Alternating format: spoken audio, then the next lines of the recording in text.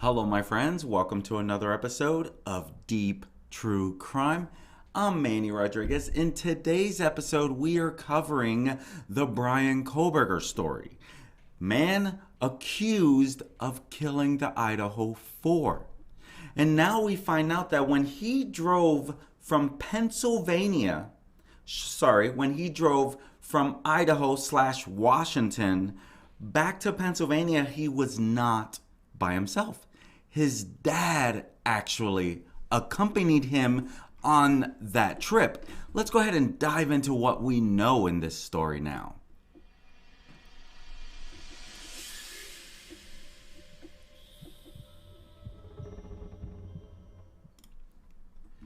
The father of the University of Idaho suspect who was accused of killing the 4 young kids flew from Pennsylvania to Washington to accompany his son on a cross-country road trip weeks after this quadruple incident in Moscow, Idaho. Bryan Kohberger's public defender shared that the 28-year-old Ph.D. student at Washington State University in Pullman didn't make this 2,500-mile journey by himself. He actually made it with his dad as they were heading back to his family home. And he wasn't alone. Kohlberger was spotted with his dad in the white Hyundai Elantra. That's what police are sharing, and his attorney is sharing. Police were on the hunt for this white Hyundai Elantra. We've all been talking about this white Hyundai Elantra, right? And so he was spotted with his dad in this vehicle that the police were searching for, including at a car maintenance shop in Pennsylvania on December 16th, which again was a month and 3 days after the incident. And public defender Jason Labar tells CNN he was home for the holidays. That's what his public defender has shared.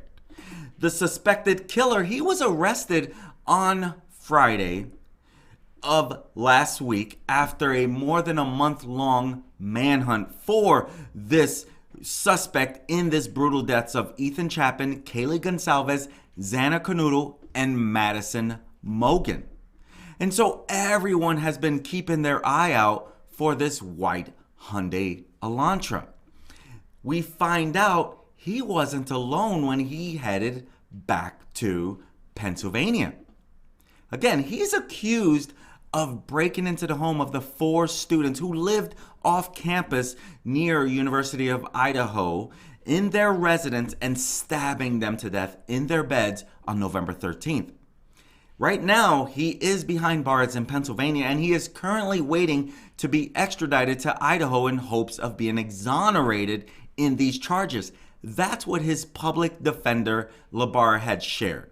Now, Labar, he is preparing for Kohlberger to arrive back to Idaho and already requested that he receive a public defender immediately.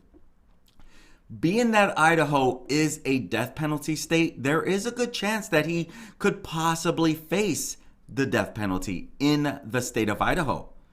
And from what the public defender is sharing, his family can't afford to hire an attorney. So I don't know if with a public defender you get a very well knowledgeable public defender attorney, but Labar says he does not have the funding to get a private attorney. You see, surveillance footage on the night of the slayings, it showed a white Hyundai Elantra nearby the home around the time the murders occurred at around 3 a.m. that morning. Police believe that white Hyundai Elantra belonged to Bryan Kohberger, who's a Ph.D. student, and he drove back in this white Hyundai Elantra to Pennsylvania, where police recovered this white Hyundai Elantra at his parents' home.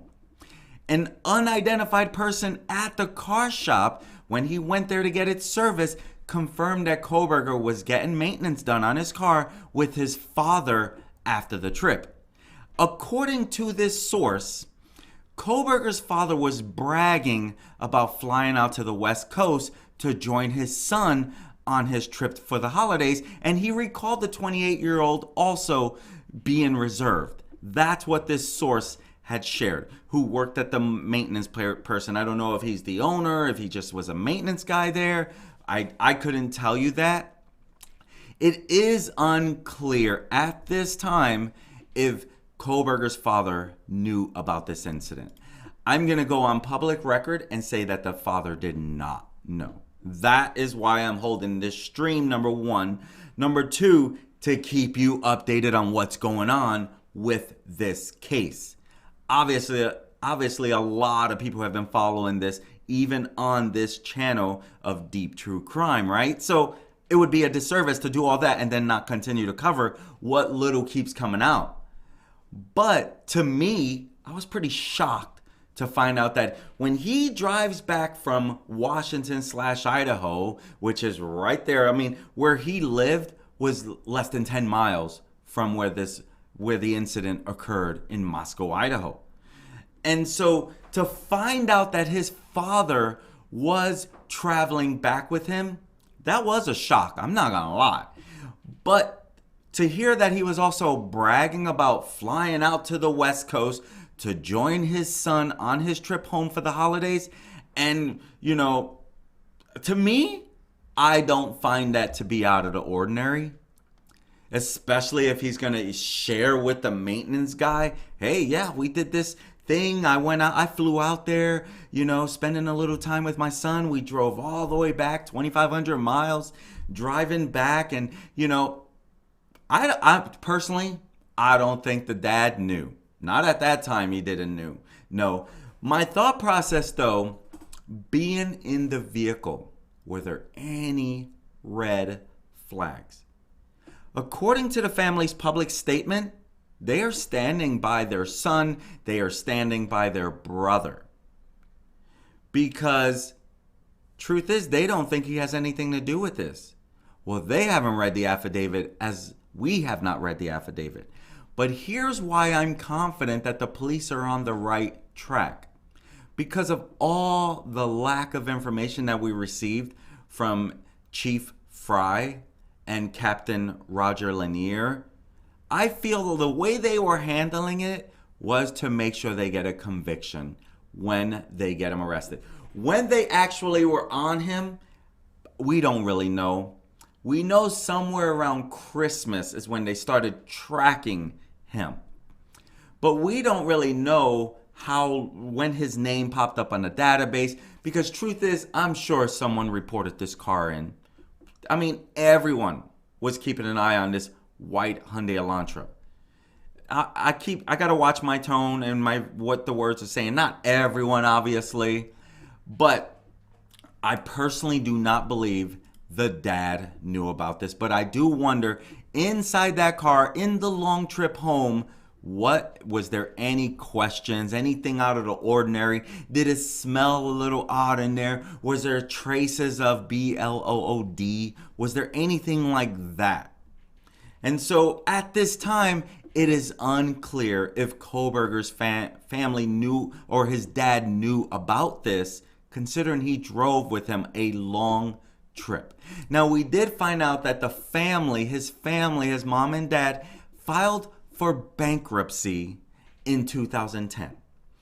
And with that being said, maybe they don't really, even though that was a while ago, maybe they don't have money for a public defender. Or hire a top-notch attorney.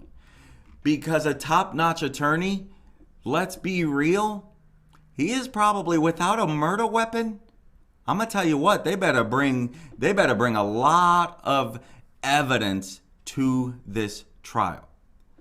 But they did recover this white Hyundai Elantra at Kohlberger's parents' house, where he was arrested in the morning on Friday. About 3 a.m., he is said to have been arrested in Albrightsville, Pennsylvania, which is about 2,532 miles from Moscow, Idaho, where the incident took place. With that also being said, as I mentioned, Kohlberger's family, they addressed these charges on Sunday January 1st, and asked for people to refrain from judgment. In the family statement, we will continue to let the legal process unfold, and as a family, we will love and support our son and brother. First and foremost, we care deeply for the 4 families who have lost their precious children. Let it be known that in the statement, it actually starts with first and foremost, we care deeply for the 4 families who have lost their precious children. I think that's a great way to start a statement because you're at least paying respect. Because even if you believe your son did not have anything to do with this, and I'm sure as they've shared, they are shocked to find out about this. And in the statement, it also says there are no words that can adequately express the sadness we feel, and we pray each day for them. We have fully cooperated with law enforcement agencies in an attempt to seek the truth and promote his presumption of innocence rather than judge unknown facts and make erroneous assumptions. Kohlberger's family, they have asked for privacy at this time as they cooperate with law enforcement to get to the bottom of the case. They probably don't know what they have on them yet. They probably won't know until we know. And they're sharing that we respect privacy in the matter as our family and the family suffering loss can move forward through the legal process. They're basically saying, let this play out. We believe he's innocent. You may believe otherwise, but please be patient. It's hard to be patient after almost 7 weeks of going crazy, wondering how did these 4 kids. But they are right. He gets his day in court. Until we know what that affidavit says, we should probably be a little more careful as well. And police, they said that they began tracking and having surveillance on Kohlberger around Christmas, and they stayed on him for 4 days when they spotted the white Hyundai Elantra they believe was connected to the case. And Friday's arrest, that was the first major break in the case. And Kohlberger, which I find very weird, when he was arrested, he asked if anyone else was arrested when he was taken into custody. Let's be honest, my friends, there's a reason behind that statement. Is it not true? There is a reason he said that statement. What was the reasoning? We don't know. And as we know, law enforcement's not going to say anything. But if there is anyone else that's associated with this, it does not have to be a person that was in the home who helped him commit it. It could be anyone that's associated with this. Is anyone else arrested? Maybe someone else knew about it, and he's asking, anyone else? Is that that's how you got me? Because someone else talked about what I did? That could very well be, right? Someone else saying, hey, I'll give you all the information if you let me go, or you give me a lighter sentence. We don't know. We will wait for this affidavit, which we're all eager to see. What do they have on him? If you're a true crime follower, if you follow true crime stories, you're engulfed in this as I am.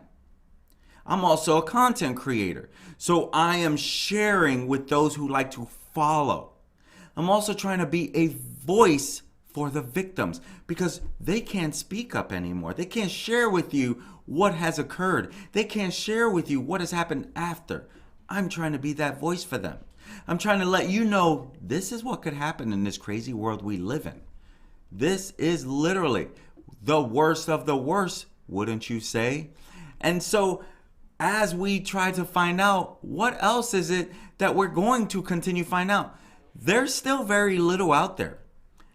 I'm going to share, I have another live shortly after this where this could be connected to a serial, you know what? Not necessarily connected to the actual story, but the person behind it. There's so much layers to this story that we want to know more. And now that we know they did grab a white Hyundai Elantra, they were on the right track. All along that they were looking for this white Elantra. My guess is tips pouring in on this white Elantra helped them break this case. And why would he ask if anyone else was arrested?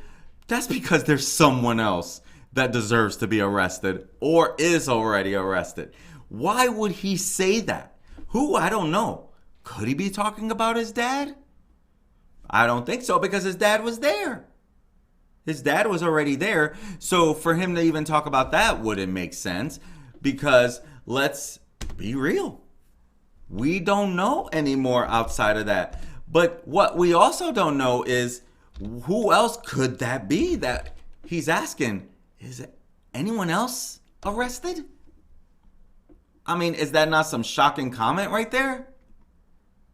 That to me tells me that there's someone else connected in this. Maybe not necessarily an accomplice per se, but someone knows something. Tomorrow they're having an extradition hearing. Tomorrow. So what does that mean? He's already waived his right to extradition. So he's going to just be signing papers basically saying, I waive my rights, I'm ready to go. And so in an interview with NBC on January 1st, which was yesterday, Bryan Kohberger's extradition lawyer, Jason Labar, he said that the suspect could be back in Idaho as soon as Tuesday evening or Wednesday morning. That would mean that they have to fly to get there that fast. Is that a fair statement? They're not driving. If they're going to be there that fast, they're flying. And where is he flying out of? Where's he flying into? His dad flew into Seattle, Washington. Is that where they're going to be flying into? I don't know. That, to me, is a good question. Right? And so, what do you think about that? You see, he has no prior arrests. That's according to public records. So it is unclear how they got his DNA, but I believe it was through family they got his DNA. Literally, like they put it through the database. They were able to, like, hey, this is a family member, and kind of went from there. Is my guess. Because they were able to track that this Bryan Kohberger was driving this white Hyundai Elantra. No doubt about it. Allegedly, Chief Fry refused to rule out that the killer had an accomplice. What does that mean, though? Because he also said that he is believed to have acted alone, right? Accomplice generally means that, maybe he knows something? Like, what else can an accomplice do? Know or have a part in it, right? Because an accomplice is a person who helps someone commit it, and he says that they do or don't. Like, that's why we got to be careful and take everything with a grain of salt. Is that not a fair statement? And so his extradition is he's going to be back in Idaho to serve his day in court, and then that's when we're going to get to know a little more about this affidavit. But his family is standing behind him. They are literally standing behind him. And isn't that what normally the family does? Hey, he said he's innocent. I believe he's innocent. Well, he might not be so innocent after you find out what's in there. Again, we don't really know all of that either. Is that not a fair statement?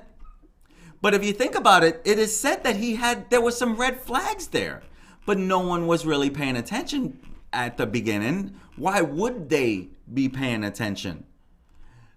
And really, according to neighbors, students, the suspected, he is a suspect, Idaho incident person, Bryan Kohberger, he showed unsettling red flags after the incident. And allegedly always looked exhausted and never slept, according to a neighbor and former classmate. So after his arrest, of course, people are speaking. They're going to continue to speak, right? That's generally what happens. But now that we know right away, as soon as they said, now you know who's arrested, any tips you have, let us know.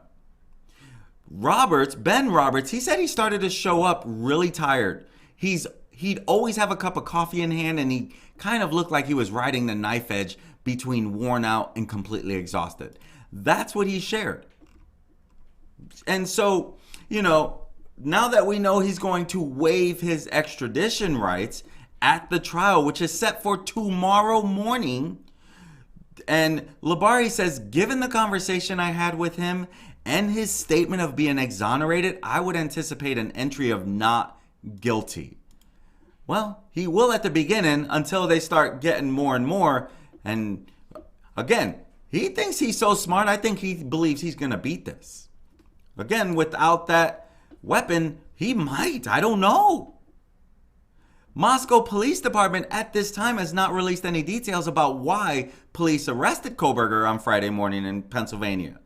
Labar, he gave information about how his client came to be in Pennsylvania, but said his interactions with Kohlberger are solely based on extradition proceedings. He also said that he asked for a psychological evaluation, did he not? Why? If he just like, hey, I'm representing him, he's innocent.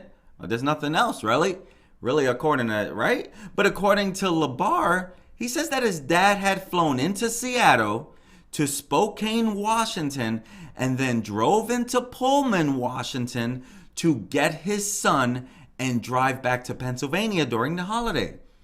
It was said to be a planned trip, and Labar said Kohlberger's father told him that nothing was out of the ordinary during the cross-country drive. That's why I also believe that he does not know anything. Again, it doesn't mean that it's true that what he's saying, but I do believe that his dad doesn't know anything. I see people saying, comparing it to Brian Laundrie's parents. Shame on you people for already doing that without knowing a word. Laundrie's family was pretty obvious that they were covering for this dude. There's nothing here. It blows my mind how people can throw stuff out on social media because what? It's free speech? I don't get that. What about respect? What about respect of other human beings? This is an alleged perp in this crime. He is the suspect. They don't, until we even know more. But right now, his dad is telling Labar there was nothing out of the ordinary. Labar said, I don't know whether they were speeding or not, or if they were even issued a ticket. He was sharing that because he did state that the father and son were pulled over twice in Indiana during the trip to Pennsylvania. And if you've ever driven that trip, Pennsylvania is like the longest state to drive, it feels like.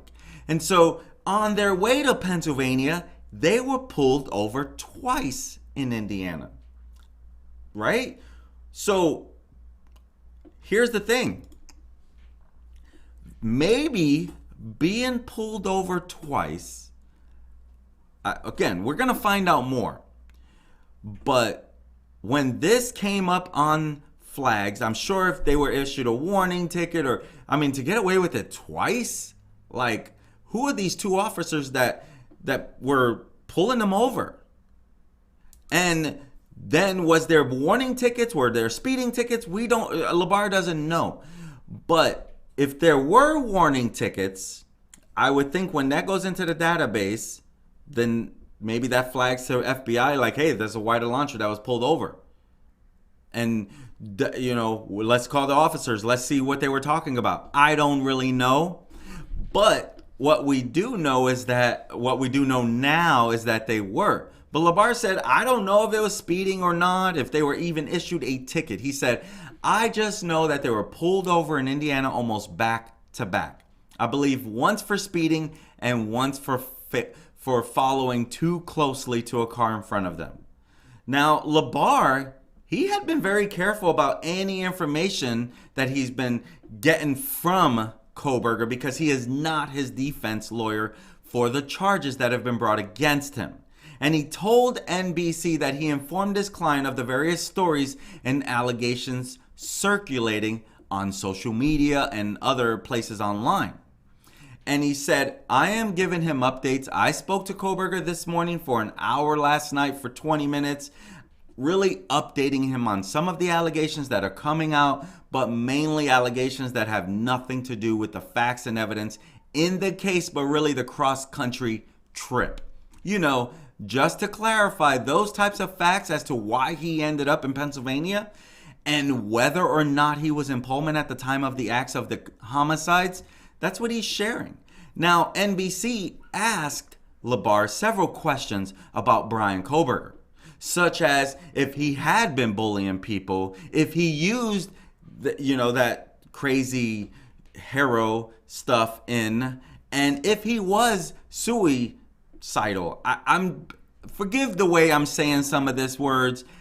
YouTube is not very friendly with some of this stuff. I get it. They're trying to keep it as close to family friendly as possible. And I'm also trying to be a true crime creator. So I'm trying to figure out what's the best way to say these words without getting all these restrictions and stuff like that. But LaBar said he could not speak to any of that really.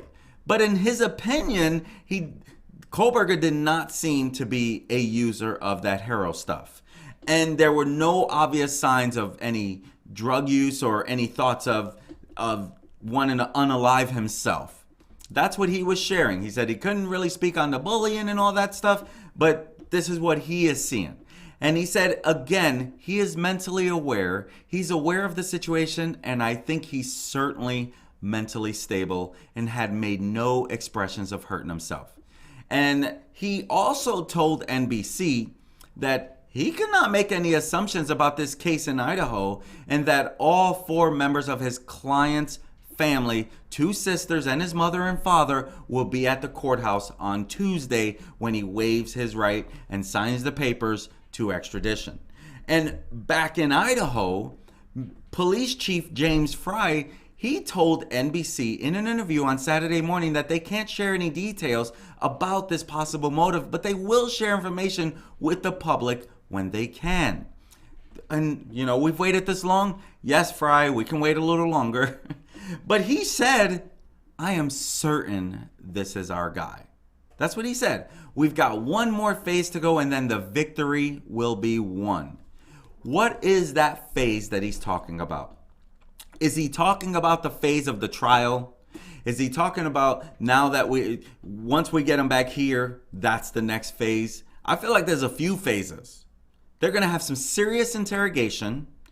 They're going to have some, here's the evidence we have on you. There's a few phases before this thing is done, if you ask me. But Mr. Fry knows more, so I can't elaborate really on what he's sharing. I just know he knows more than me, right? He's the professional. But, once he's back in Idaho, a judge can then unseal that probable cause affidavit, and then more information will be available to the public, and then we can dive into it deeper.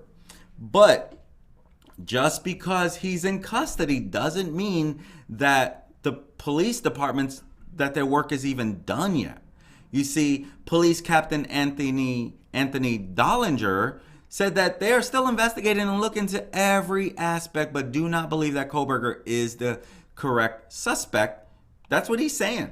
Police captain said that they are still investigating and looking into every aspect, but do believe that he is the correct suspect. Forgive me if I just said that wrong. That's why I was rereading. I'm like, wait a second.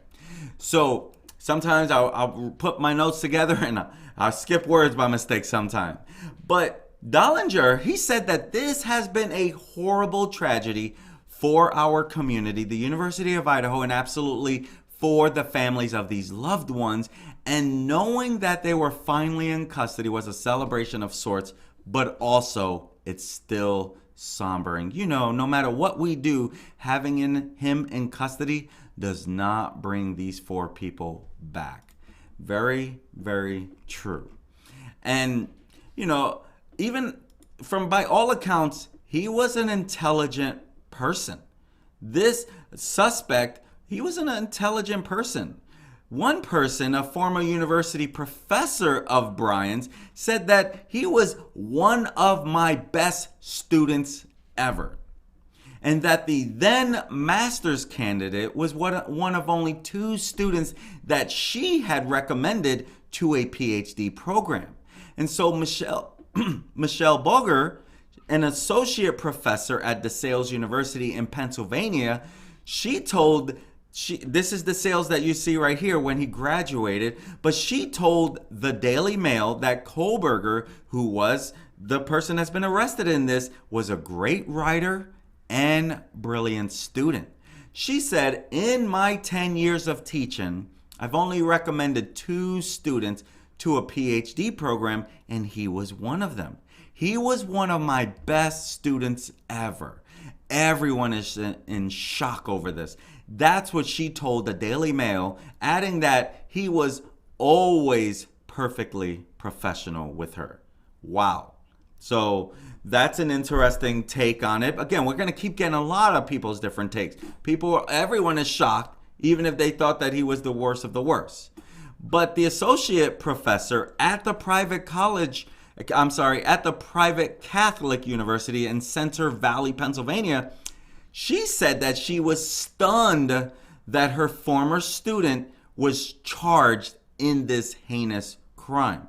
She said, I'm shocked as SHIT at what he's been accused of. I don't believe it, but I get it. This news is upsetting. I haven't slept at all since hearing about Bryan.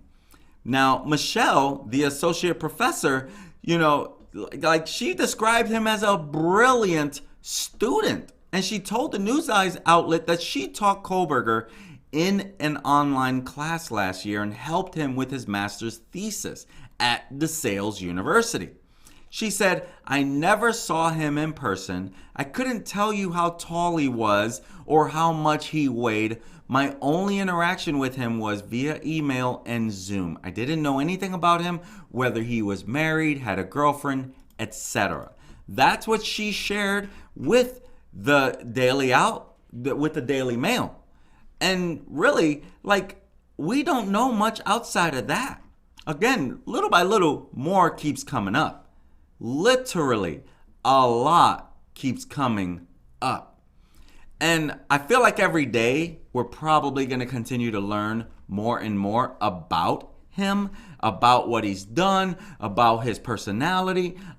And until we even get the actual affidavit made public, all we can do is get the little bits and pieces from the media who are doing their due diligence to get as much more about the stories as possible, right? But here we find out he's a brilliant student. He did great in school. Unbelievable that, I guess it's not unbelievable, because what it started to look like was he's actually studying to do this. I think that's actually crazy. From what we're finding out, okay, is that he looks like he might have been trying to study to do this, to become the next Ted Bundy. We don't know. My friends, I'm Manny Rodriguez. Thank you for joining me on another episode of Deep True Crime. At the end of the day, I just want to be a voice for the victims. I want to help you know this is what could go wrong in this crazy world we live in. Be careful. Be alert. Pay attention to those red flags. They're there for a reason. Pay attention to your gut feeling. My friends, this stuff happens, right? Being mugged, being hurt, this stuff happens, unfortunately. I've been mugged, right? This stuff happens. You must be careful. My friends, I'm Manny Rodriguez. Thank you for joining me on another episode of Deep True Crime. I look forward to serving you again. Peace.